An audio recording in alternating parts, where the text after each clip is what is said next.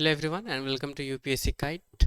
आज की डेट है 30 अगस्त और हम देखेंगे डेली एमसीक्यूज़ को। और आपसे रिक्वेस्ट रहेगी, अगर आप ये वीडियो वॉच करें तो प्लीज़ अपने आंसर्स को भी कमेंट बॉक्स में मेंशन करें। तो चलिए स्टार्ट करते हैं।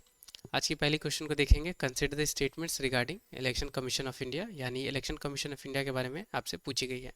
पहले statement, they have the same rank as judge of the Supreme Court of India with the same salary and benefits. Second, all election commissioners have equal say in the decision making of the commission.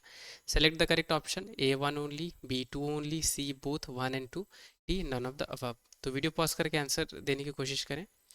इसकी correct answer है वैसे C both 1 and 2, यानी दोनों statement correct है।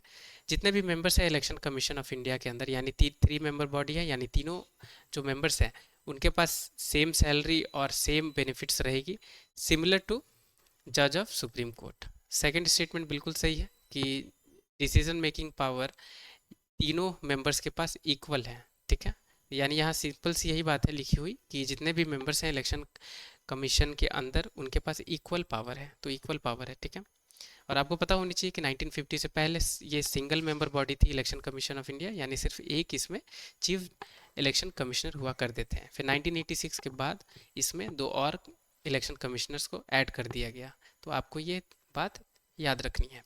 बढ़ते हैं आगे, दूसरी क्वेश्चन को देखते हैं। Consider the statement. First, Shanghai Cooperation Organization was established by Iran and Russia in 2001. Second statement, SCO headquarters is located in Beijing, China. Third, SCO does not have any permanent secretariat. Select the correct option: A 1 and 2, B 2 only, C 1 and 3, D all of the above. तो video pause करके answer देने की कोशिश करें। तो इसकी correct answer है वो है बी 2 ओनली। सिर्फ दूसरी स्टेटमेंट सही है, पहली स्टेटमेंट कैसे गलत है और तीसरी हम देखेंगे। सांघाई कॉपरेशन ऑर्गेनाइजेशन इस्टेब्लिश तो ज़रूर 2001 में हुई है, पर ये चाइना और रशिया के द्वारा हुई है। याद रखनी है, चाइना और रशिया ने स्टार्ट किया है एससीओ को, ईरान ने नहीं। दूसरी स्टेटमेंट तो बिल्कुल सही है कि हेडक्वार्टर्स इसकी बीजिंग चाइना में। और तीसरी स्टेटमेंट कैसे गलत है कि इसकी सेक्रेटेरिएट है, यानी एससीओ की सेक्रेटेरिएट है, और वो कहाँ लोकेटेड है, तो ताशकेंट उज्बेकिस्तान में। तो आपको याद रखनी है। और मैं बताना चाहूँगा, ईरान आपको पता होगा ये 2023 में एससीओ को इस कंट्री ने ज्वाइन किया, यानी ईरान ने। और 2024 में आपको याद रखनी है, इसी ईयर बेलारूस ने एससीओ को ज्वाइन किया। तो ये आपको याद रखनी है। और इंडिया और पाकिस्तान ने कब ज्वाइन किया, तो आपको पता होगा 2017 में। और यूपीएससी पूछ सकती है क्योंकि अभी बेलारूस ने 2024 यानी इसी ईयर जुलाई में एससीओ को ज्वाइन किया है, तो ऐसे आपसे पूछ सकती है। चलिए बढ़ते हैं आगे, तीसरे क्वेश्चन देखेंगे। Which of the following statement is wrong about particularly vulnerable tribal group. तो रॉन्ग आपसे पूछी गई है, तो 4 स्टेटमेंट है, इसमें से कौन रॉन्ग है वो पूछी गई है। पहली क्या है ऑप्शन कि the PVTGS are spread over 18 state and 1 union territory. दूसरी option B, the highest number of PVTGS are found in Orissa. C, no PVTGS are found in the state of Punjab and Haryana. D, there is no criteria to identify particularly vulnerable tribal group in India। तो important question है और basic और one of the easiest भी है, तो आप इसे solve कर पाएंगे।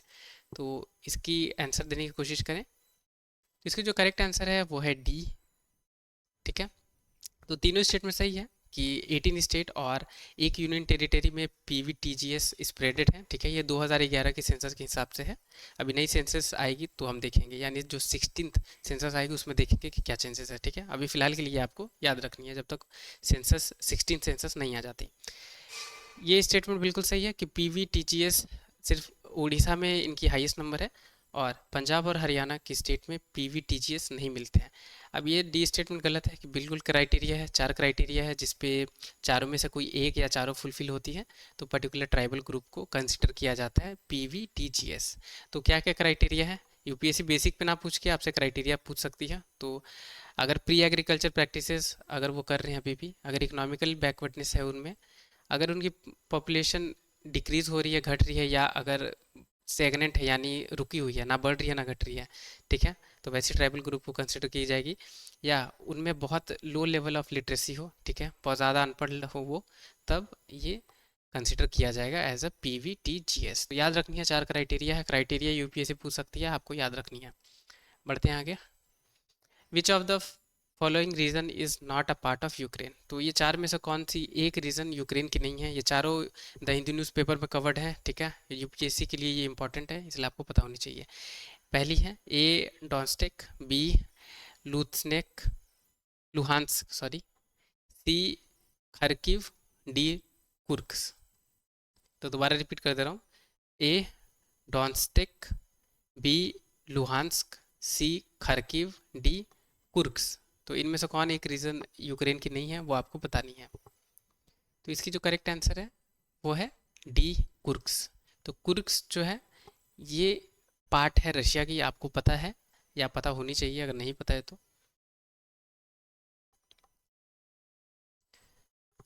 फोर्थ क्वेश्चन को देखेंगे, which of the following region is not a part of Ukraine? A Donetsk, B Luhansk, C Kharkiv, D Kursk. ये तो इंपॉर्टेंट क्वेश्चन है क्योंकि ये चारों रीजन द हिंदू न्यूज़पेपर में कवर्ड थी। आपसे यूपीएससी पूछ सकती है, जैसे मैंने पूछा ऐसे पूछ सकती है, अदरवाइज आपसे पर्टिकुलर एक रीजन के बारे में पूछे कि ये कौन सी कंट्री से रिलेटेड है। तो वीडियो पॉज करके आंसर देने की कोशिश करें। इसकी करेक्ट आंसर है, आप सबको पता होगा, कुर्स्क, डी। तो ये कुर्स्क रीजन है, ये रशिया की रीजन है और अब तक की सबसे पावरफुल अटैक यूक्रेन के द्वारा इस रीजन में की गई है।